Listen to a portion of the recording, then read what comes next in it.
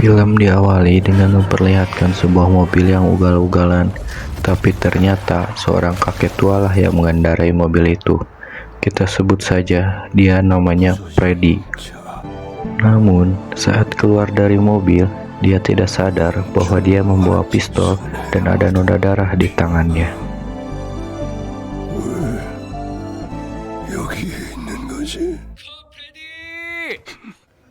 Sebelum terjadinya kejadian tadi, ia adalah seorang pekerja di sebuah restoran dan memiliki teman baik bernama Jason.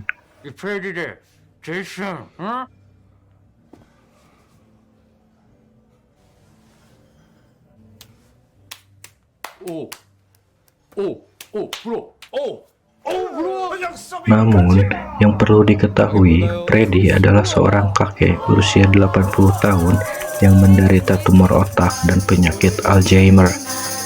Oleh sebab itu, dia memutuskan untuk pensiun dari pekerjaannya yang sekarang. Namun, saat mereka sedang di luar, Freddy langsung memberikan sebuah strategi berdasarkan pengalamannya saat berperang, yaitu sebuah perangkap.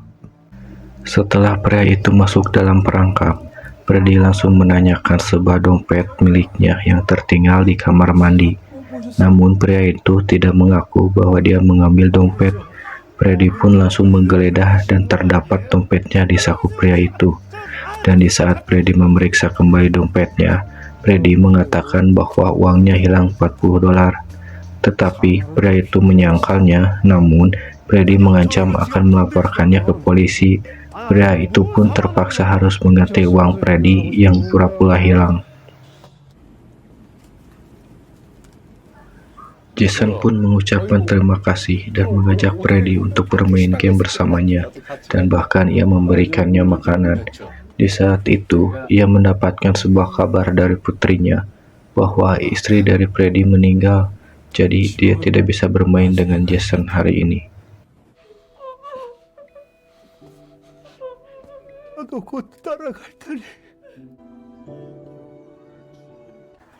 Setelah acara pemakaman selesai, seorang dokter memberikan obat penghilang rasa sakit, dan dia juga mengetahui sebuah rencana yang akan dilakukan oleh Freddy, yaitu balas dendam, yang dimana Freddy memiliki kenangan buruk yang menimpa anggota keluarganya. Bahkan sampai saat ini, kenangan itu tertanam di dalam otaknya. Di malam harinya, Freddy yang sudah memiliki sebuah rencana masuk ke dalam sebuah gudang yang dimana terdapat berbagai surat kabar tentang beberapa orang dan juga dirinya. Dan di tempat itu pun dia merekam dirinya yang menderita penyakit Alzheimer. Tapi yang perlu diketahui, ternyata pada masa penduduk Jepang, ayahnya dijebak dan disiksa, bahkan membuat ibunya gila dan mati.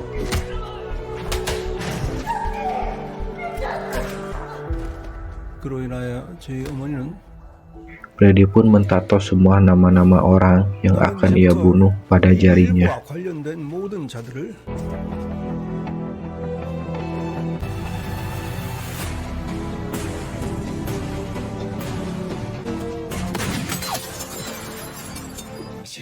Namun, mengingat kondisi tubuhnya saat ini, Freddy pun meminta Jason untuk mengantarkan dirinya ke berbagai tempat selama seminggu.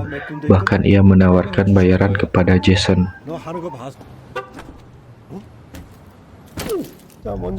Freddy pun memberitahu Jason ia akan ke rumah sakit.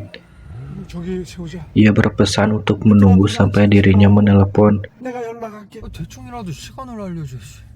Freddy yang telah membuat rencana dan mengetahui letak dari CCTV, ia pun meminta orang lain memberikan tempat duduknya agar tidak kelihatan CCTV.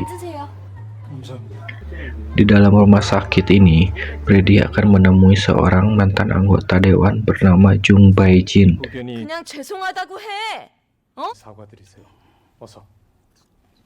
Sampai malam hari, Freddy dibangunkan oleh seorang karyawan, namun akibat penyakit yang dideritanya, ia sempat lupa mengapa dirinya berada di rumah sakit.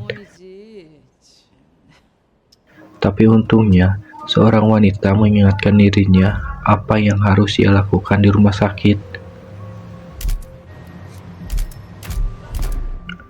Tak lama, tiba-tiba Jason datang padanya, padahal ia sudah berpesan jangan melakukan apapun tanpa diminta oleh dirinya. Freddy pun menyuruh Jason pulang lebih dulu karena teman yang dia temui akan memakan waktu lama.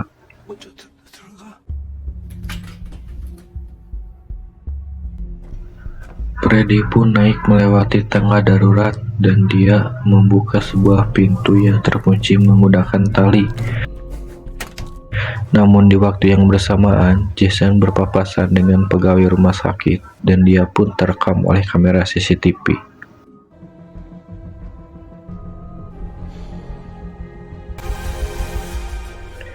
Di saat sampai di kamar Jung Bae-jin, dia membangunkan Jung Bae-jin dengan menyiram wajahnya agar Jung Bae-jin bisa mengingat dirinya.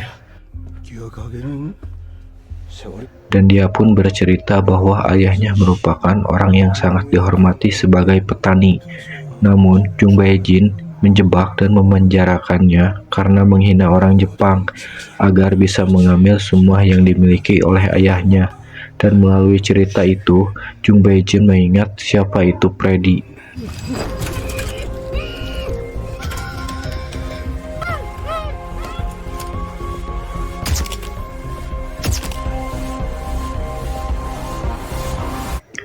Keesokan harinya, Jung Bae-jin ditemukan meninggal. Namun menariknya, seorang detektif menemukan pecahan botol plastik yang diduga digunakan untuk peredam senjata. Bahkan tidak ada bukti yang memperlihatkan sosok pelaku dari pembunuh Jung Bae-jin. Tapi sialnya, Jason dicurigai karena terlihat di malam hari oleh seorang pegawai, bahkan dia bisa dijadikan tersangka. Namun kepolisian membutuhkan waktu untuk mengidentifikasi sosok pria yang terekam oleh CCTV. Setelah itu, Jason diminta menemui Freddy yang sedang menghadiri sebuah acara penerbitan buku yang bernama Yang Sung-ik, sekaligus yang akan menjadi target kedua dalam rencananya membalas dendam. Jason dimintai untuk mengikuti kendaraan yang membawa Yung Sung-ik tanpa diketahui. Tiba di sebuah tempat, Jason menceritakan kekhawatiran dirinya tentang kabar kepolisian yang mencari seorang pemuda yang terkait pembunuhan Jung Bae-jin. Tapi Freddy yang fokus pada rencananya meminta Jason untuk tetap di mobil apapun yang terjadi. Diketahui Yang Sung-ik adalah orang yang membuat saudara Freddy terkubur di tambang batu bara hingga meninggal. Sialnya, perkelahian itu membuat peredam terlepas dan membuat suara tembakan. Karena itu, Jason langsung menemui Freddy. Namun Jason melihat apa yang dilakukan oleh Freddy hingga membuatnya ketakutan. Bahkan Jason kesulitan menyalakan mobil karena panik.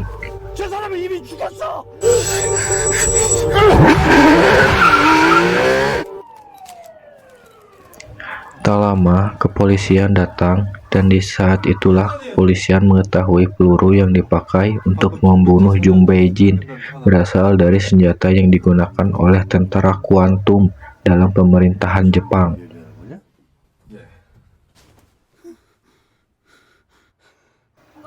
Setelah kejadian semalam, Jason membawa Freddy ke rumahnya. Dan di dalam rumah Jason, Freddy mengetahui tentang kabar kepolisian yang sedang menyelidiki seorang pemuda yang terekam oleh kamera CCTV.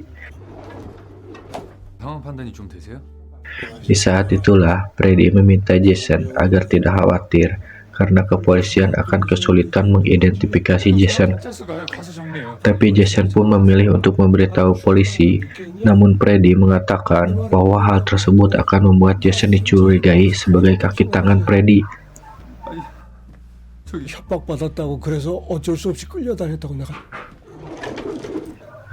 Tak lama, datang seorang pria bernama Jin Man menagih hutang pada Jason. Melihat itu, Freddy menanyakan berapa uang yang harus dibayar oleh Jason.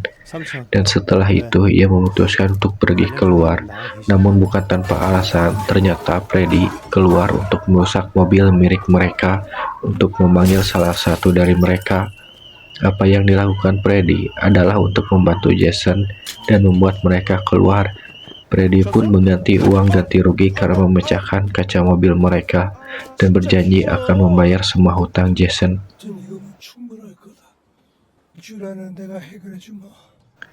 Diketahui, Jason terpaksa meminjam uang untuk membayar tagihan rumah sakit ayahnya dan biaya hidup keluarganya.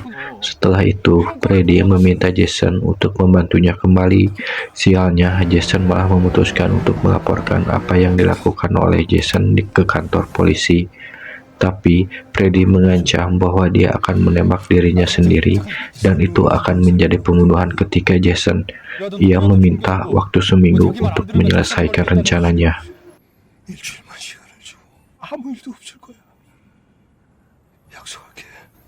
Setelah itu, Freddy memberikan semua tabungan miliknya untuk membayar hutang dan tagihan rumah sakit ayahnya Jason. Dan di saat itulah Freddy memberikan alasan dirinya melakukan ini untuk membalas dendam seluruh keluarganya.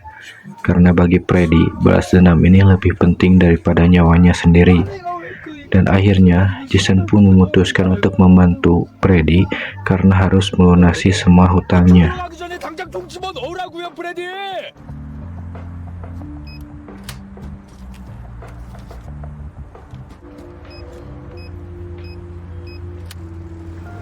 Untuk melaksanakan rencana selanjutnya, Freddy membuat ID palsu dan di saat bersamaan, Jason ditelepon oleh ibunya karena ayahnya pergi berdemo untuk meminta kompensasi atas kecelakaan kerja yang menimpa ayahnya yang membuatnya menjadi lumpuh. Sementara itu, detektif sedang mempelajari orang-orang yang ada di foto bersama Yang Sung Sik. Mereka adalah orang-orang hebat di masa lalu, dan salah satunya adalah Tojo Hisashi. Dia adalah seorang kapten tentara Jepang, dan menariknya, dia akan melangsungkan sebuah acara di Korea. Detektif itu pun menawarkan dirinya untuk hadir sebagai keamanan di acara tersebut. Dan benar saja, Freddy menghadiri acara tersebut. Freddy yang tidak mendapatkan undangan memanfaatkan ID palsunya untuk bisa menghadiri acara tersebut. Namun, tas yang ia bawa menarik perhatian detektif, tapi saat dicek tas Freddy tidak terdapat barang yang berbahaya. Tojo Hisashi adalah orang ketiga yang akan menjadi target dan sekilas memperlihatkan ingatan saat saudari Freddy bahwa ia akan pergi bekerja di pabrik sepatu untuk memenuhi kebutuhan hidup.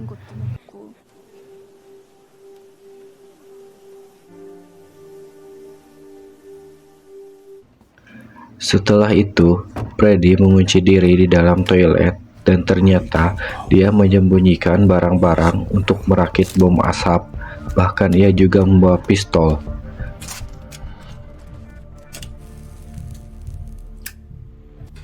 Tapi tak lama kemudian, detektif datang ke toilet dan di saat Freddy keluar, detektif merasa curiga kepada Freddy.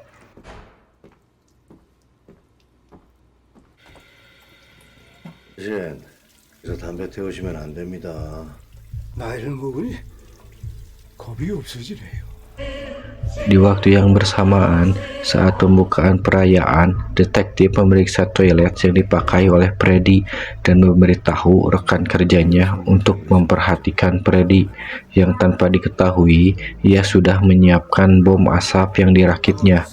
Beberapa saat kemudian, detektif mendapati ID yang digunakan Freddy adalah nama Yang Sung Ik, orang yang meninggal atas kasus pembunuhan kemarin. Detektif pun sadar bahwa Freddy adalah pelaku pembunuhan. Ia pun langsung mengamankan Tojo Hisashi dan saat akan menaiki lift, tiba-tiba Freddy datang dan menodongkan pistol terhadap Tojo Hisashi dan juga memberitahu detektif bahwa senjata itulah yang sudah membunuh Jung Bae-jin dan Yang Sung Ik.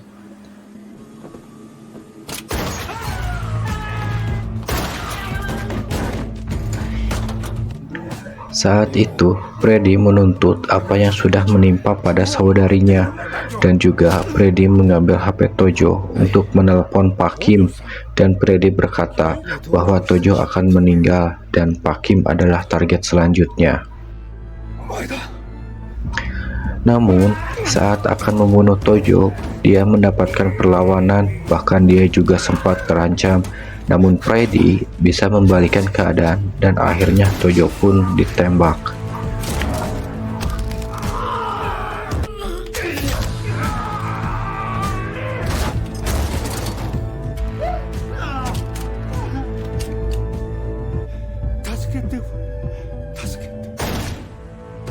Tojo pun meninggal dan detektif mengetahui keberadaannya. Jason yang sedari tadi menunggu di luar ditelepon oleh Freddy untuk mendatangkan para medis. Hal tersebut adalah bagian dari rencana Freddy untuk bisa keluar, karena diketahui kepolisian telah mengunci seluruh pintu gedung. Namun saat bertemu, Freddy malah mengarahkan senjata dan terdengar suara tembakan yang membuat kepanikan.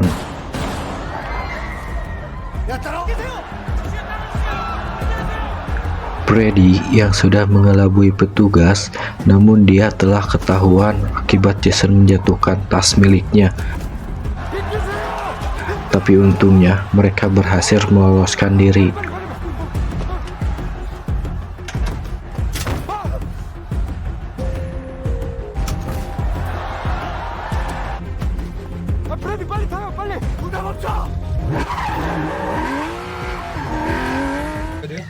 Dan saat di mobil, Freddy ternyata mendapatkan luka yang cukup parah, sehingga membuatnya tidak sadarkan diri. Untungnya, Jason teringat dengan pil yang dimiliki oleh Freddy.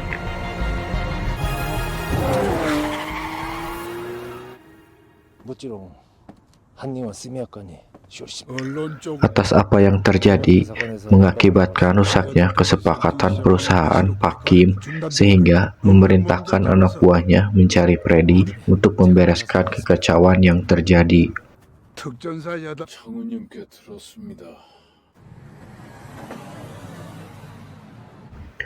Saat sadar di sebuah klinik, dokter meminta Freddy untuk mengakhiri semuanya karena mengingat kondisi Freddy yang semakin memburuk.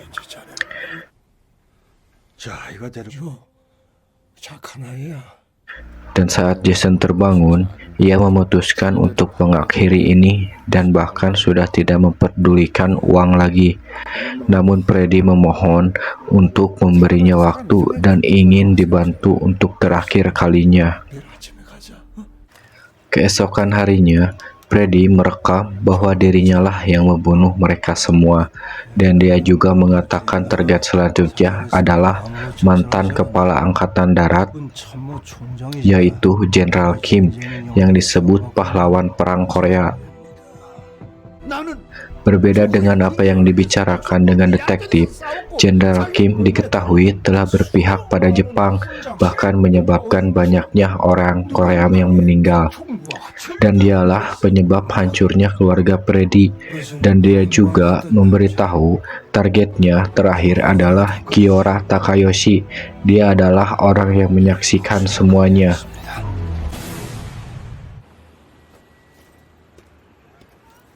Sebelum ke rencana selanjutnya, Jason memberikan hadiah terakhir untuk Freddy, dan di waktu yang bersamaan, kepolisian melihat mobil milik Freddy, sehingga langsung memberitahu detektif. Namun tanpa disadari detektif, orang suruhan Pak Kim telah menyadap alat komunikasi detektif.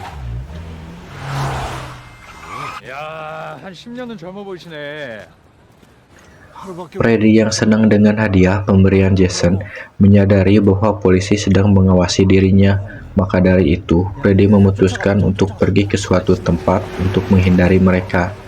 Tanpa memberitahu Jason, mereka masuk ke sebuah kafe dan membuat Jason kebingungan dengan sikap Freddy. Hal itu ia lakukan untuk meloloskan diri dari kejaran kepolisian yang juga membuat mereka kebingungan.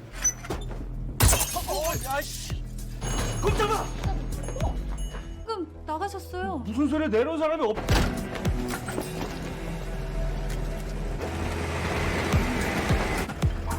Dan saat mereka kabur, polisi langsung mengejar. Namun di saat itu, Freddy menusuk ban mobil polisi sehingga mereka berhasil meloloskan diri dari kejaran kepolisian. Akan tetapi, saat melewati lampu merah, tiba-tiba mobilnya ditabrak oleh anak buah Pak Kim. Freddy yang gak bisa berbuat apa-apa pun dibawa oleh anak buah Pak Kim.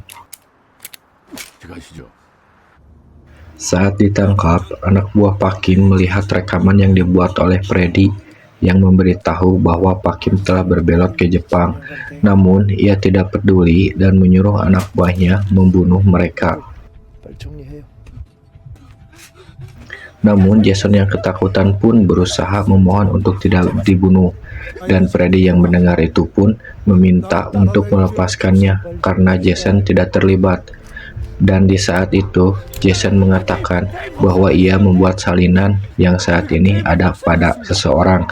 Dan untuk memastikannya, Jason pun dibawa oleh mereka ke tempat Jiman.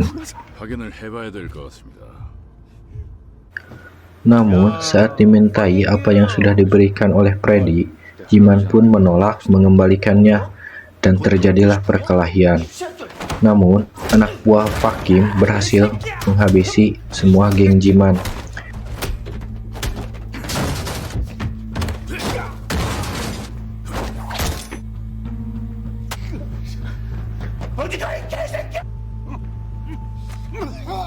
Di sisi lain, Freddy berhasil mengelabui musuh dengan pura-pura pingsan dan berhasil menembak anak buah Pak Kim.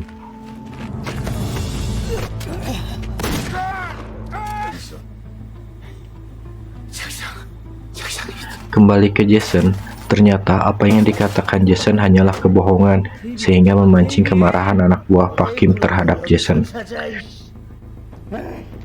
Jason yang pasrah pun kembali memohon untuk tidak dibunuh.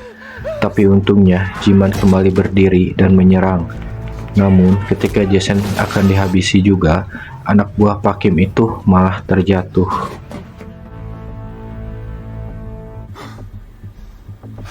Sadar masih ada satu orang lagi, dengan sekuat tenaganya, Jason berusaha untuk melawan, dan kebetulan orang yang ada di hadapannya adalah orang yang telah membuat ayahnya lumpuh.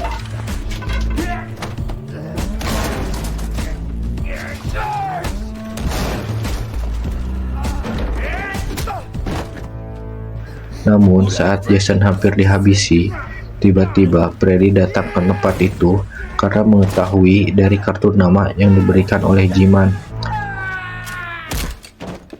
Dan Freddy mengucapkan terima kasih sebelumnya karena Jason telah membantunya sejauh ini, bahkan hampir membuatnya celaka. Karena itu Freddy pun merasa bersalah. Dan dari kejadian tersebut menjelaskan penyebab apa yang terjadi pada scene awal film. Tak lama kemudian, kepolisian berdatangan ke tempat Jason.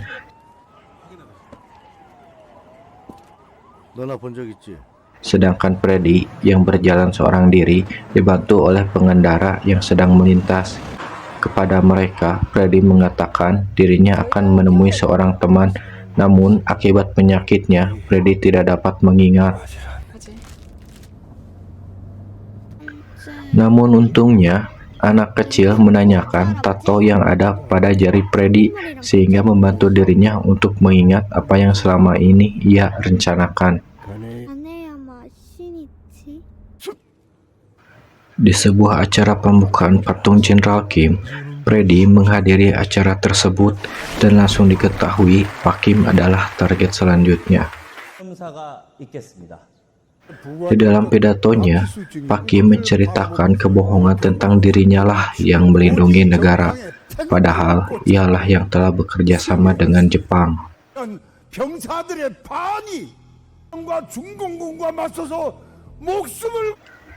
Namun, setelah diberikan medali, tiba-tiba dengan percaya diri, Freddy mengarahkan senjata kepada Pak Kim dan juga menodongkan senjata kepada cucunya agar Pak Kim mengingat semuanya yang terjadi pada keluarganya.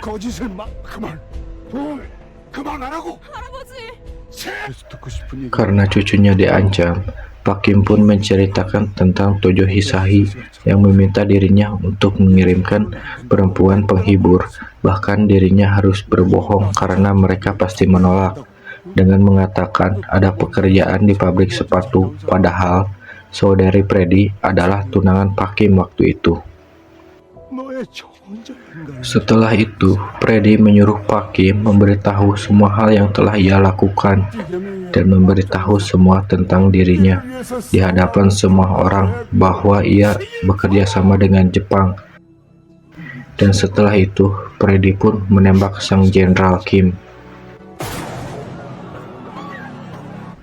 Di waktu yang bersamaan, Jason yang sedang bersama detektif mendapati kabar bahwa Pak Kim telah meninggal. Tapi Jason mengingat masih ada satu orang lagi yang akan dibunuh, yaitu Kiyohara. Nama itu tertulis di pistol milik Freddy, dan ternyata nama Kiyohara itu adalah Freddy sendiri. Karena ia merasa bersalah, telah menjadi tentara kuantum dan pergi ke tempat di mana saudarinya diperlakukan tidak baik. Bahkan saat terakhir bertemu saudarinya, ia mengatakan yang membuat saudarinya itu bersedih dan bunuh diri.